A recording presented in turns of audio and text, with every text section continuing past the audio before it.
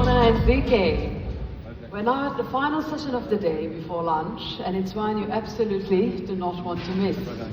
Ripple CEO, Brad Garlinghouse, and Ripple President, Monica Long, share the stage with Pat Patel, CEO of GFTN, to discuss the institutional momentum of digital adoption and digital assets, what's fueling the next wave of stablecoin adoption, and what's coming next for the industry.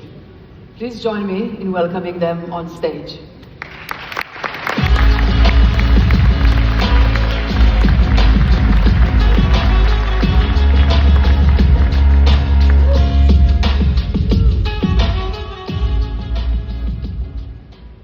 Hi. Wow. Okay. It's a packed room as well. Good morning, everyone, and welcome to the best session of the day. No well, pressure. We'll see. Yeah. No pressure whatsoever. I know, exceed expectations. Yeah, exactly. And then we'll increase it as we go along. So it's great to be joined by two powerhouses in the industry. I think if you guys were celebs, there's an interesting play that you could have here, maybe Branica or Money Brad. I don't know which other ones that work for you. Oh, that's a new one. I haven't heard that. That's No, yeah. I don't think it's going to catch on either. Yeah, probably not. But okay, so you've both been at Ripple now for a little while, over a decade, and Monica, just very briefly, what made you join Ripple all those years ago in 2013? So it was one of the co-founders, Chris Larson, who's our esteemed executive chairman of our board. Chris, I'd known Chris from his prior life as founder CEO of Prosper. Chris is a serial fintech entrepreneur. He founded Elon in the 90s and then Prosper in the early noughts, and then Ripple. And he's one of those people, I think you can attest, like he's a real visionary. He sees like, you know, in decades far out timelines of where the world is headed. I just remember at that time, I was catching up with him in the summer of 2013, and he was just so excited. He was like on fire about the digital gold revolution with Bitcoin, and so excited about XRP Ledger being this whole new payment system for the world. And that was what he was talking about, Internet of Value, things that the whole industry has talked about now, but he was talking about that way back then. So it was really, he inspired me to join. Fantastic. And for you, 2 years, a few years afterwards, you joined? Yeah, I joined because Monica was there.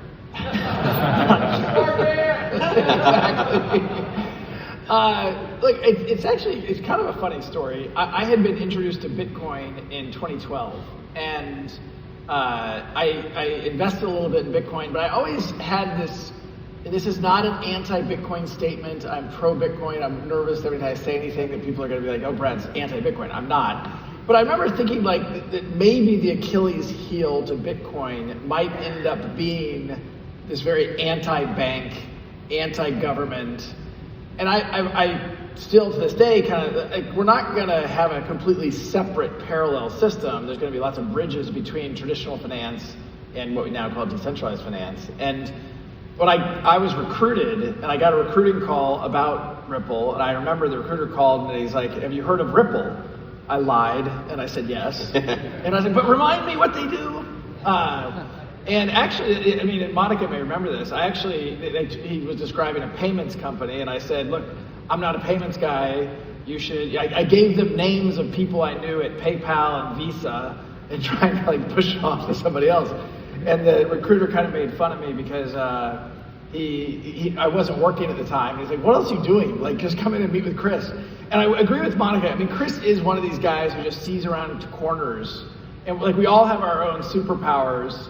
And I think one of the things that has worked so well is the partnership between Chris and me and Monica. And that Chris sees around corners and we figure out, like, okay, how do we get there? And his vision has been incredibly consistent around this Internet of Value. And I think we still underestimate how significant a shift in how the world works that can and will be. And I think it's going to create a lot of tailwinds for the industry and for Ripple and for XRP. I have two fun stories to add about that time. You did have a job. I was an Uber driver. You were an Uber driver. He was testing some markets with his other friends, potentially and exploring entrepreneurial opportunities. I remember that distinctly. And then two, Ashish Birla, who was our head of product for a very long time, GM of RippleNet, but he and I both were really excited to meet Brad and hopeful that he would come on board to Ripple. His fame from Yahoo was the Peanut Butter Manifesto. This concept of like, Yahoo lost its edge through lack of focus, and Ashish and I were feeling that of XRP Ledger was this magnificent invention, and it was like a hammer looking for a nail. And so we really needed someone, a leader, to kind of drive focus within the business and focus until we could, build product market fit. And here we are. I was going to say, this is fascinating. It really is. I don't think you knew, when you asked that question, you probably didn't expect You're going to take up the whole time.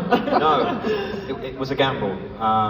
But yeah, I think a lot of people here have got a little bit more insight about you, and they're going to get more as we go along.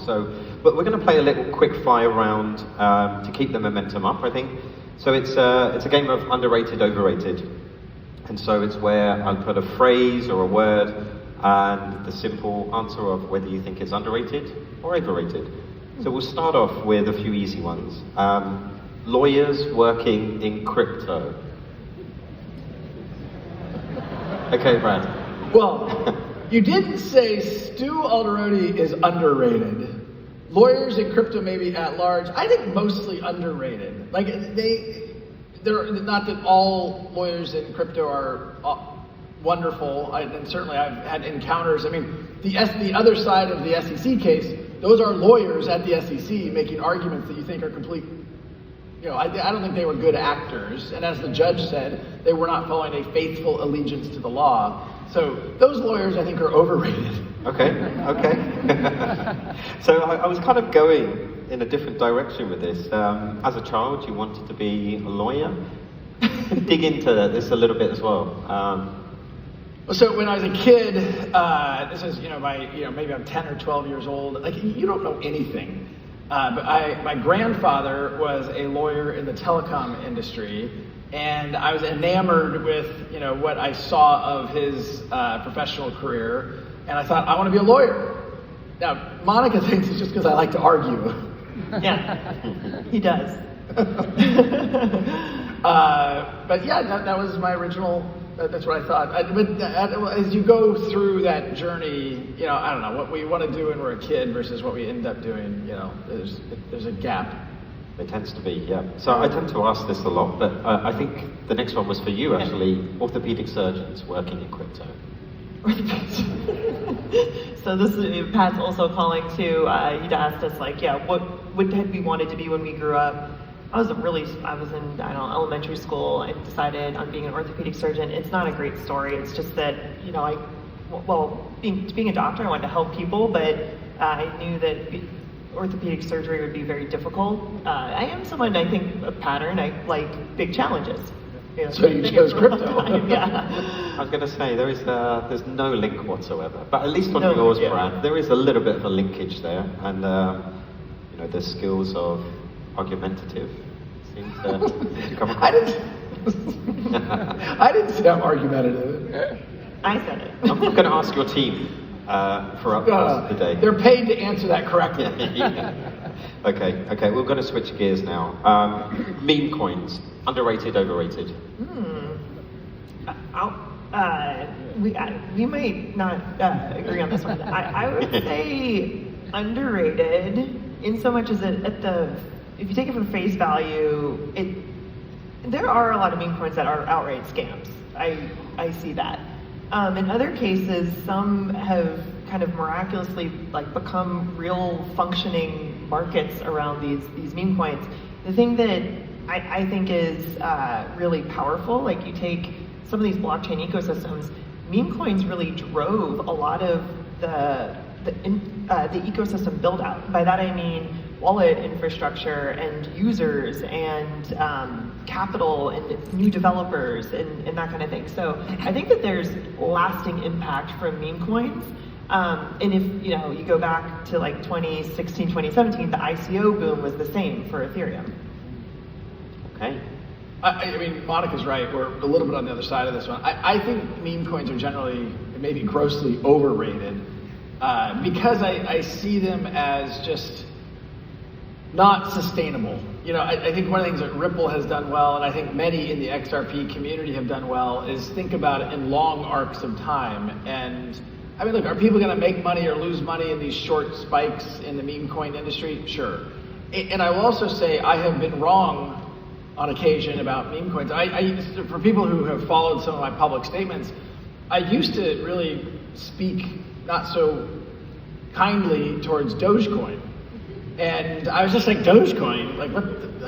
It literally was like created as a lark, right? I mean, it wasn't serious. I mean, it is literally a pile of shit as the logo.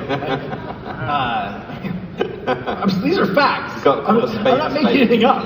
Yeah. And so I felt like it doesn't, I felt, past tense, that it didn't reflect well on our industry. If we're trying to engage institutions and build those bridges between traditional finance and decentralized finance, Dogecoin isn't representing us well. And at the time, I mean, some of the early inflation of Dogecoins was outrageous and blah, blah, blah. But where I agree with Monica, and I think I got wrong, is Elon Musk willed Dogecoin into so much liquidity that, like, it's not going away. Oh. And like, okay, it's part of the ecosystem. It plays a role. But I think a lot of the meme coins, it's just like people trying to do these get-rich-quick rug pulls. Yeah. And it reflects badly on those of us in the industry trying to build real products for real customers that leverage these technologies. And then frustratingly, and I'll use a US example, you have a elected leader like Elizabeth Warren who doesn't focus on the good work that lots of people in this room and certainly at Ripple are doing, and focuses on these negative use cases. And so I'm going with overrated. Got you. Yeah, no, certainly there is a line, and I think in some ways it goes against the grain of why this all come around in the first place. Okay, then one question I was kind of asked by your teams to ask is around what's the one crypto meme that perfectly captures the chaos or brilliance of the industry? You've kind of... Doge. One. Yeah, okay. I mean, for sure, Doge. I mean, it is both the chaos and the brilliance. Yeah. And, you know, look, in effect, Elon Musk, although he doesn't, to my knowledge, have an economic alignment with Doge, he spoke Doge into leadership and liquidity. And, you know, to some degree, liquidity begets liquidity. And as I said, like, I don't think Doge is going away. And, you know, others have obviously tried to replicate that in creating their own meme coins of many flavors. It's hard to, you know, part of that also is timing. You're early in the market. There weren't as many meme coins, if you will, where now you have an explosion that I just, like, I don't really get it. I've never purchased a meme coin. Okay. Ever. Maybe today's the day. Monica, do you have... If I did buy one, I'd buy the all the money XRP meme coin. There you go. Wow. The money will explode now. Well, now you have to. You have a homework assignment. Sorry. Oh, the memes. Yes. Memes. So I think the "this is fine" meme By the way, resonates. I feel like 25 people in the audience just went online. They're buying all the money. Buy right now. Don't do it. Buy it right now. Let me get in first. Just kidding. What is happening? Okay. We've lost control. The meme of the dog holding the mug and it says "this is fine" and he's in, like, in an inferno. And I say that one because the whole industry, like, it's a nascent technology, and then it's also this new money. It's like building these new markets. So there's high highs and low lows, and the market is a roller coaster. And so in my decade at Ripple, you have to take the long view. You can't get hung up with whether it's a bull or a bear market. You have to really take that long view of what you're building toward. So this is fine resonates. Okay. So we're going to move on to institutional use cases and adoption. What are you seeing underrated, overrated in terms of the use cases on the institutional side? Maybe you can start with you, Monica. I think payments is still underrated. I think finally, I mean, we've been working on this use case for the better part of a decade. Within the past 1 to 2 years, we're finally seeing stablecoin payments really capturing mind share with any serious payment player in the world. And we're seeing, the traction really growing, not just through market cap, but I mean, even stablecoin volumes at $25 trillion. I mean, it's still a fraction of what global FX or cross-border payments is, but we're building toward that.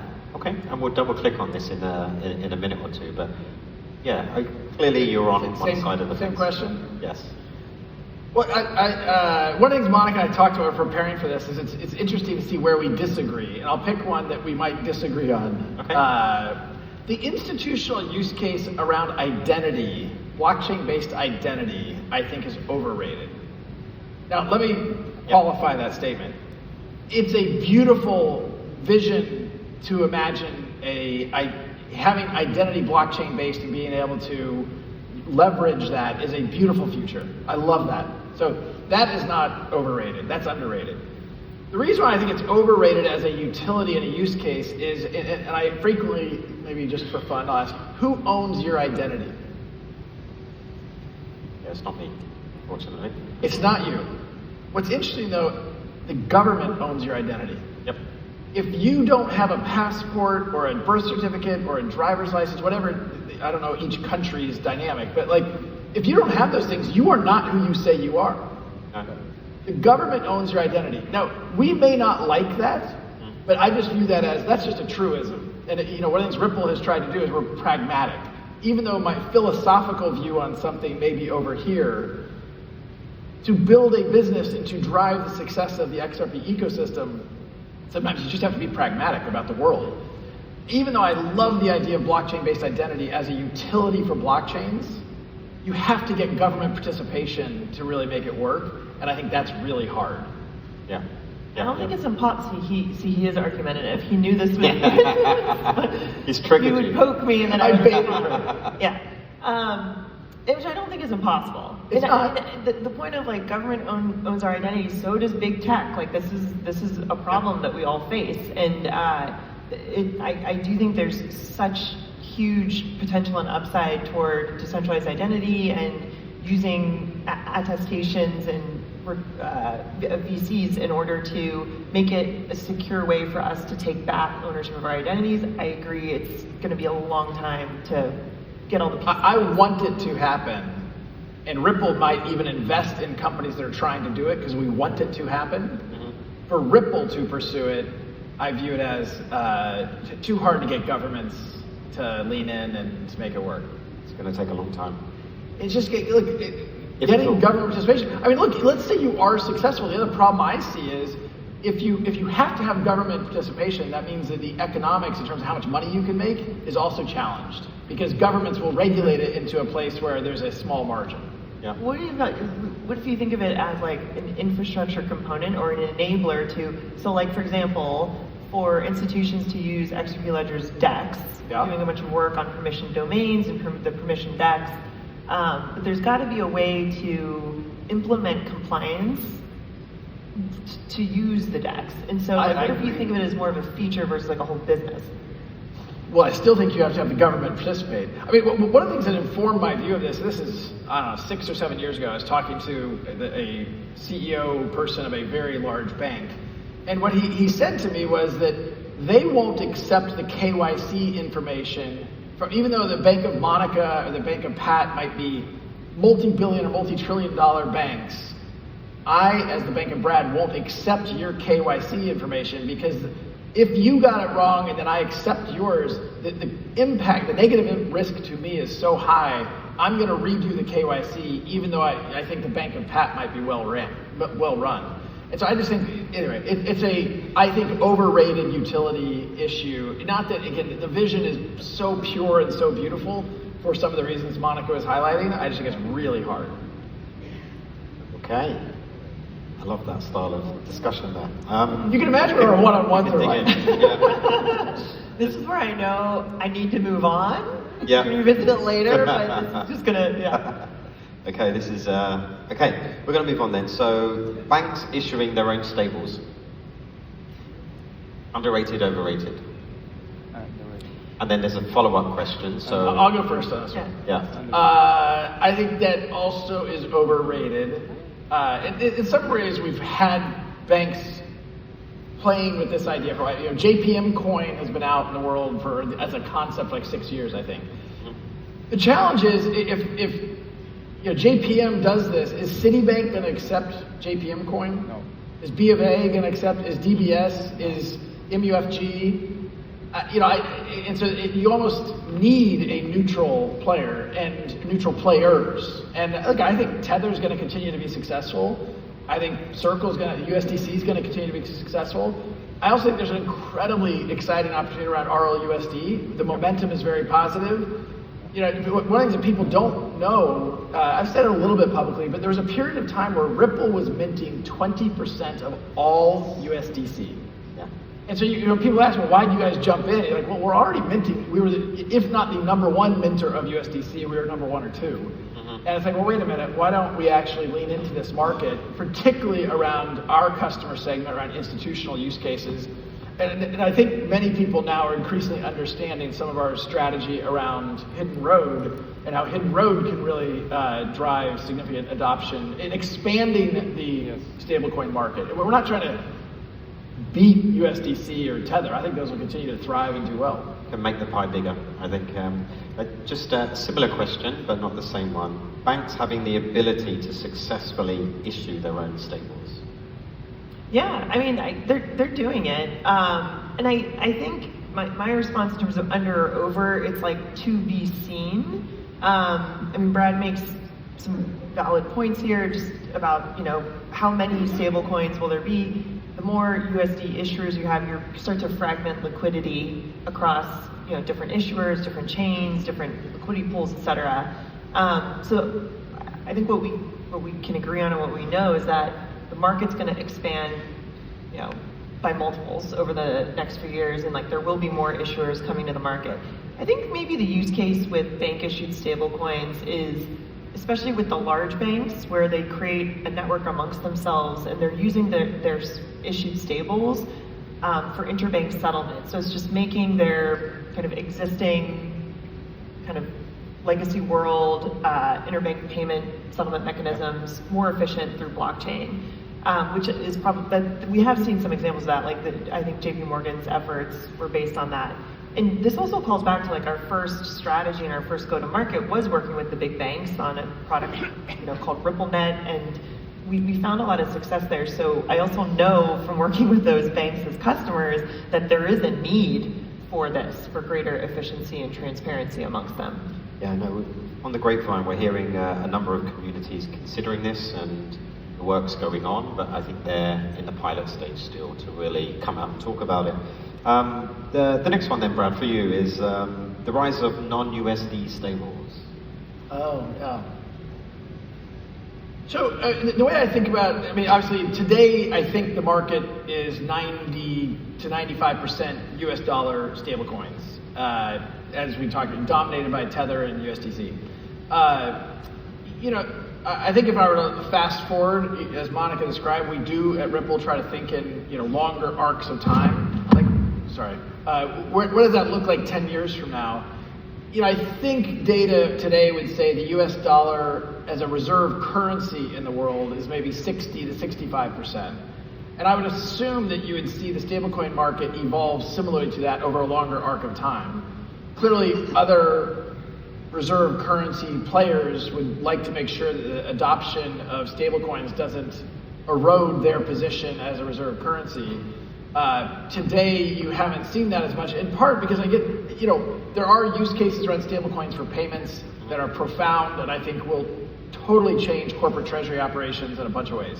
Awesome, love it. There's a lot of people who hold stablecoins because they don't want to hold the Argentinian peso and they live in Argentina. And if they can get out of that, and there are capital controls they have to manage around, but I mean, I'm picking on Argentina. I apologize to the Argentinians here, but you know, in my lifetime, that currency's been devalued basically to zero twice. And so I'd be nervous, and you know, they may be on a nice path now. I don't follow those closely, but I think the demand right now is the US dollar, although it has deflated by 25% in the last 5 years, is probably the safest of the, amongst the very safest currencies. Yeah, no, agreed. I think a lot of it boils down to necessity as well.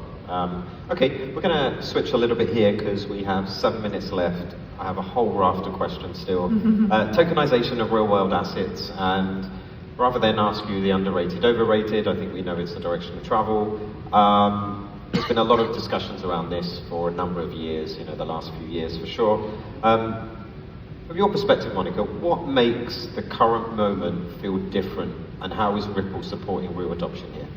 Yeah, I think it's regulatory clarity more than anything, which in some cases is, it's taken time to get to where we are in this moment, but it's never been better, that's for sure. Singapore, an early leader through MAS, providing regulatory clarity, but markets around the world, and then most recently the U.S. really opening up with the change of administration and a lot of progress, picking up momentum on legislation. And what that means is, we worked with institutions for a very long time. I was calling back to like our first work with large banks. When you talk to the people who work on payments, work on custody within institutions, they get it. Like, they understand the value proposition and they find it compelling and they want to work with companies like ours. But the overhang or the cloudiness around how the regulators were going to treat this activity, it just wasn't worth the risk. And so I think this The tipping point, really. That's the tipping point, exactly. I think that this has been really the turning point is regulatory clarity. Okay. Maybe slowly and then all at once. Yes. So it reminds me of that, I think it's a Hemingway quote, which is gradually, then suddenly, and trends tend to occur. You slowly start to see it, and then bang, going upwards or going downwards. Okay, I was going to ask what's slowing things down, but I think you've kind of outlined that to a degree. I'm going to quickly come back to that underrated, overrated, just for two more things. One is the Genius Act. Underrated or overrated? Appropriately rated. Okay, sitting on the fence. For those of you who don't, so the Genius Act is the name of the stablecoin bill moving through the United States House that has passed the House and now is in the Senate. I think is likely to pass, but that is focused on stablecoins, particularly not what we call market structure, which is I think also very important for the U.S., which that provides the clarity on what's a security, what's a commodity, what's a currency, those things. Hopefully we get both passed between now and August. But I feel, the momentum in Washington on these things is very good. No bill is perfect. I can point to things like, I don't love that, but perfection is the enemy of done. Yes, no, agreed. And I think the whole world is waiting and watching and anticipating really, and what it does for the industry. I think the other bit then is market infrastructure regulation. You mentioned it yesterday. What's your view, Monica? Maybe I can pick on you. Yeah, to Brad's point, that's the kind of the second bill prioritized for the crypto industry in the U.S. right now, and globally, I remember FCA, UK FCA came out with kind of a token classification system a long time ago. Those things are helpful. Again, just the more clarity that the industry can get, then we can innovate, we can get traction, we can really move on the benefits. Well, even if we go back to your question earlier, the big banks are not going to launch stablecoins if the Genius Act is not legislatively passed. Yeah. Even though they may have gotten positive indications from the SEC, what have you, it's like if that doesn't pass, it's just not worth the risk to them. They're like, well, wait. And I think that would be bad for the industry. I think it'd be bad for U.S. competitiveness. And I will give a shout out. MAS here in Singapore, but there are a number of other jurisdictions around the world that have been leaders and provided clarity early, and I think their economies have benefited from it. It's not a coincidence that Ripple, we have a pretty big office here in Singapore. We have a number of amazing leaders here that have a big impact on the region, and that's partly because there is regulatory clarity. We have licensing that is clear here. We are grateful for your service. Okay, just then on the APAC piece, I think that's a key part of the discussion, and APAC is often described as one of the bright spots, and what's different about this region? You've mentioned MAS, but it's a collective. There is a movement occurring in Asia, and can APAC maintain its leadership position? I think there's two parts to that question. Yeah. I think I can start. I mean, I do think that being early with clear regulation attracted a lot of the industry. Companies like us, where we were founded in the U.S., but 40-50% of our payments business flows through our Singapore hub. And so I think there's that first mover advantage, which is very sticky for countries like Singapore and Asia as a region. The other piece I'll say about Asia Pac is the pain points are acute. So where we're talking to different companies and businesses about cross-border payment needs, cost, speed, transparency, these things come up as, pressing needs versus you go to the majors, US, Europe, it's a little bit different there.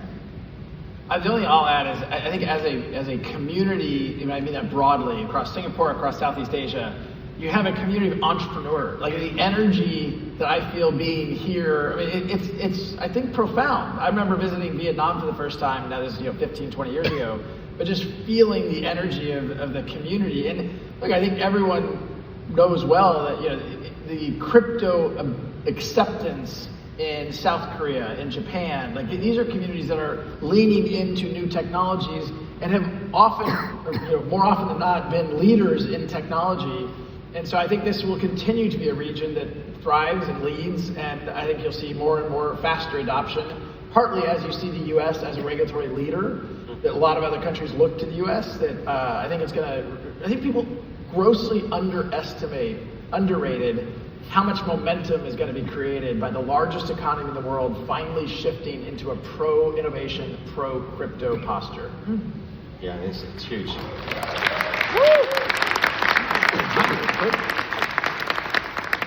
Whatever I ask now, I think it's all downhill from there. This is a good place. It's now the ending there. I think we're going to leave it at that. We're just on time as well. Can you put your hands together, please? Thank you.